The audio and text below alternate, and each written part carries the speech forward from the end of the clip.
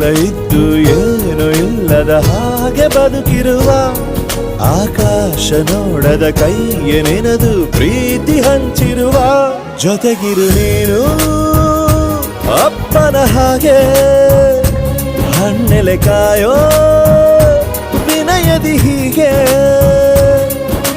ನಿನ್ನನು ಪಡೆದ ನಾವು ಪುನೀತ ಬಾಳು ನಗು ನಗುತ್ತಾ ಬೊಂಬೆ ಹೇಳುತ್ತೈತೆ ಮತ್ತೆ ಹೇಳುತ್ತೈತೆ ನೀನೇ ರಾಜಕುಮಾರ.